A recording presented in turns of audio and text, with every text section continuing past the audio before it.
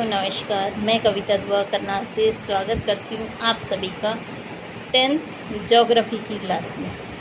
आज हम लेसन 1 संसाधन और विकास करने वाले हैं। बिल्कुल आसान लेसन है। इसमें हम सब जानेंगे कि संसाधन कितनी तरह के हैं, भारत में कौन कौन से संसाधन उपलब्ध हैं, कितनी मात्रा में उपलब्ध हैं और संसाधनों का देश के विकास में क्या योगदान है, उस सब के बारे में विस्तार से जानेंगे। तो इतना इंटरेस्टिंग लेसन है, आप इसका वीडियो देखते ही लेसन को अच्छे से समझ जाएंगे। उसका कोई भी प्रश्न हो आप इजीली जवाब दे पाएंगे, ऐसा मेरा मानना है। तो देखते हैं लेसन में आप क्या क्या सीखेंगे। तो चलिए शुरू करते हैं हम अपना लेसन संसाधन एवं विकास।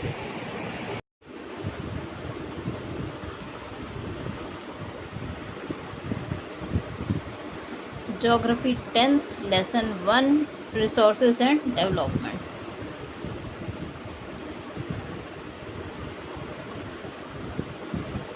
सबसे पहले देखते हैं इस पाठ को देने का उद्देश्य क्या है। आपको बताना कि संसाधन क्या है।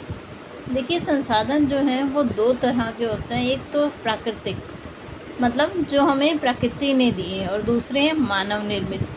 तो उन संसाधनों का बच्चों को ज्ञान देना। दूसरा इसका उद्देश्य क्या है, विभिन्न प्रकार के संसाधनों से आपको अवगत करवाना।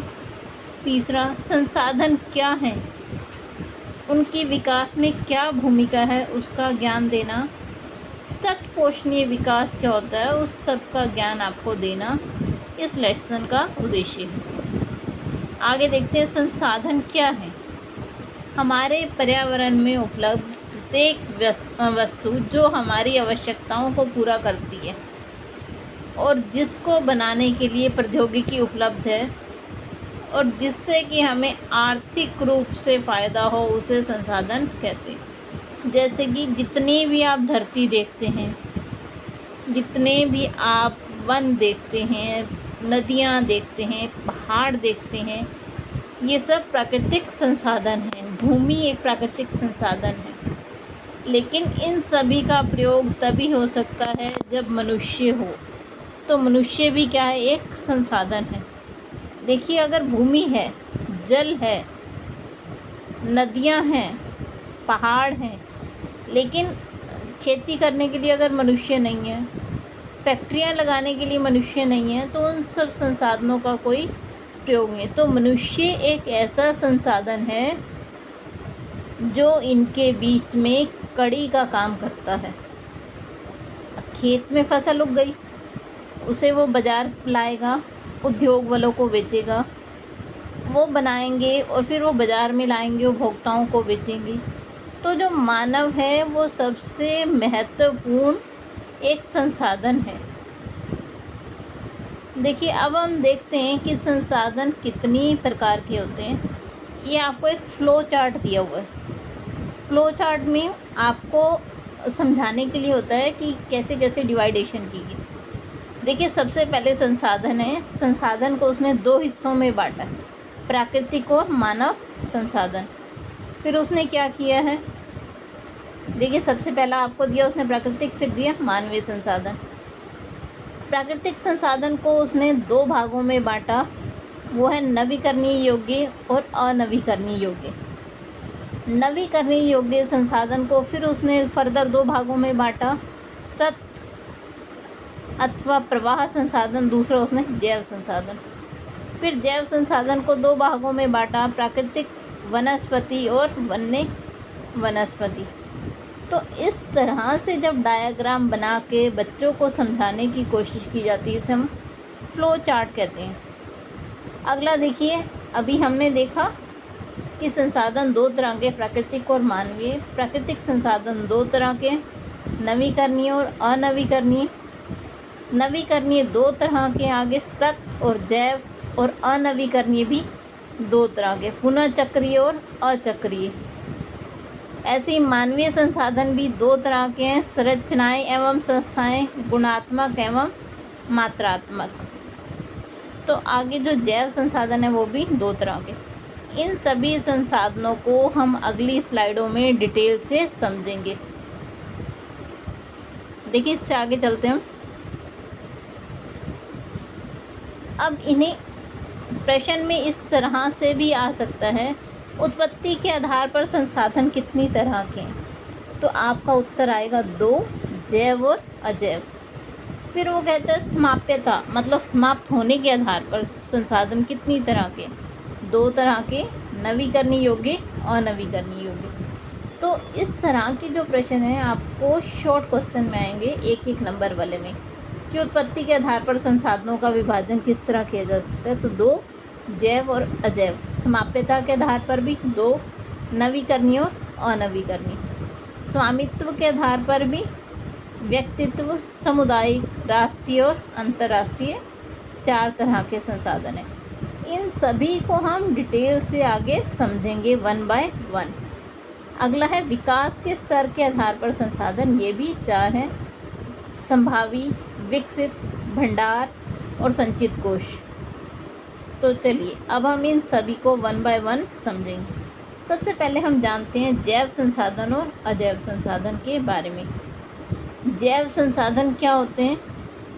जो कि इन संसाधनों की प्राप्ति जीव मंडल से होती है और इनमें जीवन होता है, जैसे कि मनुष्य, पेड़ पौधे, मछलियाँ, पशु पक्षी, ये सब जैव संसाधन है, मतलब इनमें जीवन पाया जाता है। और दूसरे क्या हैं? अजैव संसाधन। ये क्या है? निर्जीव, जिनमें जीवन नहीं पाया जाता, जैसे चट्टानें, धातुएं, ये सब अजैव संसाधन है। देखिए, इन्हें हम एग्जाम्पल्स के माध्यम से समझते हैं। जैव संसाधन का एग्जाम्पल है, देखिए आपको दिया गया है, plants, animals, food and cash crops, birds, insects, kitchen crops, trees and human, सबसे इम्पॉर्टेंट। उसके बाद हम देखते हैं अजैव संसाधन के उदाहरण। अजैव कौन से हैं? जैसे कि पानी, मिट्टी, सूर्य की रोशनी, आपका वातावरण, ये सब अजैव संसाधन के उदाहरण हैं। अब हम जानते हैं नवीकरणीय योग्य संसाधन क्या होते हैं। तो ये जितने भी प्रश्न हैं आपको 2-2 नंबर में आ सकते हैं कि जैव संसाधन कौन से हैं, अजैव कौन से हैं, नवीकरणीय योग्य संसाधन कौन से हैं। तो आइए नवीकरणीय देखते हैं। ये वे संसाधन हैं जिन्हें पुनः उत्पन्न किया जा सकता है, जैसे कि सौर ऊर्जा। अगर आपके घर में सोलर पैनल लगा हुआ है तो आज जो बिजली बनी सूर्य की धूप से आपने यूज़ कर ली, कल फिर से नई बिजली बनेगी और आप उससे यूज़ कर सकेंगे। तो ये है नवीकरणीय योग्य संसाधन, मतलब जिनको दोबारा बनाया जा सकता है, जैसे कि पवन ऊर्जा, जल, वन, वन्य जीवन, ये सब नवीकरणीय योग्य हैं। ये उसके एग्जाम्पल हैं। ये सोलर पैनल आपको दिया गया है, देखिए सोलर पैनल है, ये पवन ऊर्जा का एग्जाम्पल है। चलिए आगे देखते हैं। अब हम देखते हैं अनवीकरणीय योग्य संसाधन क्या है, जिन्हें आप दोबारा नहीं बना सकते, एक बार आपने प्रयोग कर लिया और वो ख़त्म। जैसे कि पेट्रोल आपका सबसे सशक्त उदाहरण है। आपने बाइक में, गाड़ी में पेट्रोल डाला, गाड़ी चलाई या बाइक चलाई, तो वो पेट्रोल ख़त्म तो ख़त्म, वो अनवीकरणीय, मतलब यूज़ होने के बाद वो ख़त्म हो गया। जैसे कि इसके और एग्जाम्पल है धातुएं, जीवाश्म ईंधन। तो ये सारे अनवीकरणीय योग्य संसाधन हैं। ये इनके एग्जाम्पल हैं, ऑयल जैसे तेल, गैस और कोयला। अगर आपने इन्हें प्रयोग कर लिया और ये ख़त्म हो गए तो दोबारा आप इन्हें प्रोड्यूस नहीं कर सकते, इनके हमारे पास भंडार सीमित होते हैं। अगला देखते हैं व्यक्तिगत संसाधन। वे संसाधन जो आपके अपने पर्सनल हैं, जैसे कि आपके पास कृषि योग्य भूमि है, मकान है, तालाब है, कुआं है, चरगा है, बाग है, जिस पर कि किसी व्यक्ति का अधिकार हो, तो उसे हम क्या कहते हैं? व्यक्तिगत संसाधन। जैसे कि आपके परिवार में जितने संसाधन हैं, आपके पास गाड़ी है, ज़मीन है, घर है, तो ये उसका एग्ज़ाम्पल है कि आपकी जो प्रॉपर्टी है वो आपका व्यक्तिगत संसाधन है। अगला देखते हैं सामुदायिक संसाधन।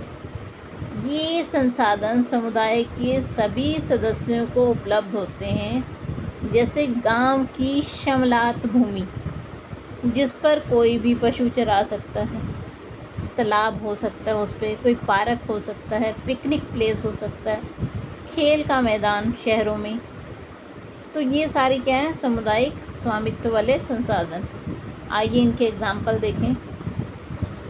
मेट्रो, जितनी भी आपकी ट्रेन्स हैं, बसेस हैं, ये जो पार्क्स हैं, जितने भी आपके जहाँ आपको बेनिफिट सरकार दे रही है, जैसे हॉस्पिटल्स हैं, ये सब स्कूल्स हैं, हॉस्पिटल हैं, बैंक हैं, डाक खाना है, ये सब सामुदायिक संसाधन है जिसको कि पूरा समाज यूज़ करता है। पार्क हो गए, कोई और खेल का मैदान, वो सब इसके अंतर्गत आ जाते हैं। अब हम जानते हैं राष्ट्रीय संसाधन क्या हैं। आइए, वे संसाधन जिस पर किसी देश का कानूनी अधिकार होता है उन्हें हम राष्ट्रीय संसाधन कहते हैं। जैसे कि सड़कें, नहरें, रेल लाइन, ये सब क्या हैं, सरकार के अधीन है, तो ये हमारे देश के क्या हैं, राष्ट्रीय संसाधन। जैसे कि वन, खनिज पदार्थ, राजनीतिक सीमा के अंदर जो भूमि है वो सारा इसी के अंतर्गत आ जाता है। तो ये राष्ट्रीय संसाधन के एग्जाम्पल दिए हैं आपको। रेल, वन्य जीव जंतु, वन, नदियाँ, ये सब राष्ट्रीय संसाधन के उदाहरण हैं। तो आज के लिए बस इतना ही। कल अगले भाग में हम पहले इस पर क्विज़ करवाएंगे, उसके बाद पार्ट 2 शुरू करेंगे। तब तक के लिए